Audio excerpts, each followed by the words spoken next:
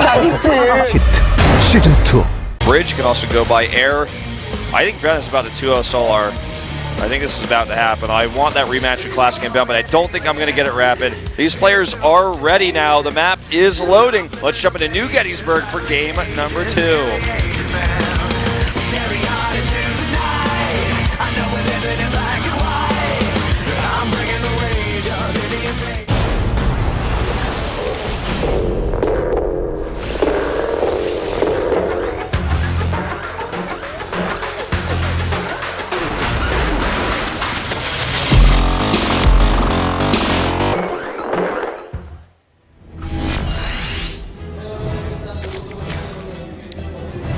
Down here in the bottom right, in red, our Zerg player is Solar. Playing for Samsung. His opponent to the bottom left, in blue, it is ByuN. 1 game away from advancing on this group in first place. He's playing for literally only himself and his army of fans, which you may be able to hear in the back just because there are so many of them. So yeah, really excited to get into this game. Could signal a pretty strong resurgence, not only for ByuN as the player, but also for Terrans versus Zergs. Maybe looked a little bit rough after Rogue just put so many of them in the ground. But you're going to find out if Solar can survive against what was incredible early pressure from ByuN. I feel like ByuN has like this different idea about how the game is played. He gas versus every game. Every single game, no matter what matchup it is. Terran versus Terran, you kind of have to, but like in these other ones, doesn't change his style. He's going to get a reactor after this Reaper, after his CC comes up. Like, he knows every step of the way what he wants to do. Now, on this map, the bridge gives you potential to push faster. Now, it's obviously if Solar doesn't skip Baneling Nest this time, like, it's a very dangerous place to be because you can't split, for example. And Queens can have a good service area on the other side if you want to smash up the Queen style. But if ByuN gets an early lead and can control that bridge and isn't afraid of that kind of style from, like, if he actually controls the bridge, like, it just gives him mass reinforcing power with his parade push. And parade push is actually a term I came up with when I first started casting the GSL because it feels like you're literally watching a parade of units across the map. And once you get a tempo advantage, the units kind of be interrupted, and eventually you just start to sag. It's like watching a MOBA, right? And then eventually, like, a lane wins and kills the tower, in this case, kills the hatchery. And we saw that basically in the last game, and Roach's, I think, Roach's Ravager style is something that is really popular, or was really popular at the beginning of Legacy Void in all regions, then it kind of faded out of Korea. We saw it a lot in Europe after that. But I think it's bad in this matchup because the DPS of the Roaches is too slow, Medivacs out-heal that, the Marines kill them too quickly. If you go Ravager, you're really just kind of hoping your opponent messes up his micro. Because if you split properly, they get no value and they do very low DPS on their own auto attacks. So I'm not a big fan of it. I'm surprised we just didn't just see a Baneling Nest.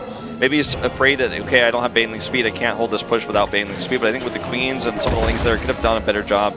Roaches ended up being too expensive and not effective in that last game. A little bit of a different build this time around. We're going to see double Hellion pressure. I think he's going to keep the reactor here on the factory.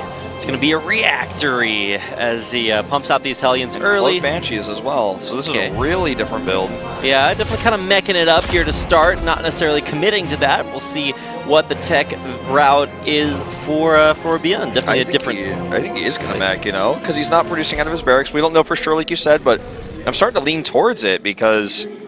Okay, now he starts Marine, so he must have just been switching. We didn't have a shot of that earlier, but this cloak for Banshees is kind of a rare sight outside of TBT. It's very rare to see in this match, especially because Queens got buffed. Oh my god, he's just going to run through here. Nice Zergling block, doesn't want to lose them, and so low health on those the Reaper, and one of those Hellions with 4 HP. I'm actually going to check and see if that Overlord did scout the Banshee tech. It did, so that's pretty huge. So he can respond. He was already going for a quick lair, so that's going to be the answer to this. Oop, that one Hellion gets targeted down. Nice job by Solar to identify that was the weak one. Yep, and lots of Queens coming out. No surprise there, and because there are all these Queens, that might make it actually a lot easier to defend against this Banshee push coming in. Cloak will finish as soon as it reaches the base, but it has been scouted out by an Overlord, so theoretically Solar should know that this is coming in. 2 drones being taken down, and we'll see how much more this Banshee can get. Without an Overseer, which is being made right now, he could try to find more damage, but he's just not going to get it. It isn't going to be mech, as I had maybe jumped the gun, jumped to conclusions earlier when we didn't have Marines in production. But he is adding siege tanks in now. Siege tanks very powerful on this map, and the cool thing about this map is you can take 4 bases very easily in an even game. We saw the opposite was true when Super ended up losing game 3 on this map because he tried to take the 4th towards the Zerg, who had a massive army, but if you're going mech especially, you can take 4 bases. The 4th is still exposed, but you like control the bottom of a ramp there. There's rocks, so it takes a while to attack. It's 2 base mutas, like it's 2 base layer into mutas, and the 3rd base comes a bit late here for Solar, so we'll see how much damage that gets done. So this is actually kind of interesting. You start off with a lot of mech, and then you move more into bio. As Marines will be able to catch this Overseer, who's going to try to block this ramp with a Changeling. So cool when you can see that work out. It's 2 Marines wide, so going to block that out there. These Cloak Banshees coming around from behind. I'm not sure exactly how much damage they are going to be able to do. There is a Spore, there is an Overseer out there, but no Queens in the main. Here they come, and this should be enough to push these Banshees back. I think he wants to use this to clear creep, so he pulls the Queens back, and then the army comes out and clears creep. He doesn't have a medevac with this army, so this is really risky. But look at this. He's using the bridge here very, very well. Now, the Mutalisks are going to make this a big, big issue. In fact, like with 9 mutas, he's going to have more mutas than there are Marines, but damage being done here still in the main. These Banshees one-shot these drones, and now he sees the mutas, it actually gives him time to retreat. Okay, but a Zergling run by right as the command center lifts off, and this is going to be able to kill off these Marines. All these workers in the natural might just be forfeit. He's going to be killing hopefully a lot of them. Actually, man, those SCVs are pretty strong, man. He's going to be able to take out a few, but he's lost more drones. Is this run by worth it? Well, I mean, it's a lot of lost mine time. I think it's definitely worth it, but he would have liked to get more, as you said. This base being denied temporarily. The Zerg has a massive army here. Like, this is actually a terrifying amount of mutas. I don't know if there's enough anti-air here. Stim is not done. No, and you know what? He actually might just win this game off of killing this army. Yeah, all of the Marines will die, even if Stim does finish. What are you going to Stim? There is a couple of Liberators out, but that is not an... Okay, well, it is actually enough. Well, lots of splash damage. This is why mutas are not in the meta, right? Like, this game that we're watching here, guys, don't write this build down, okay? Don't save this VOD for later. Do not try this at home. Yeah, this is like... I don't know, we're like in a wonky, like, different meta in this game particularly. Like, this is not the meta snapshot of where this matchup is right now. It just simply isn't. ByuN is getting just dominated because he committed so much of that push, but he didn't have an army. He's clumping up these Mutalisks, actually taking so much damage. All of those mutas in orange or red health, but thankfully mutas do heal up pretty quickly. Yeah, they have a special passive that allows them to regen faster than regular units do. I would say called something... I was going to say, do you know the name? Tissue regeneration. Okay. So I was going to say stone form for a second there. I was like, no, wrong game. Yeah. But they regen very quickly, as you guys can see, so if they don't blow up, if he splits them at the last second at least, then they will regen very quickly. And we do see this Contaminate going down to halt Marine production. It's pretty important.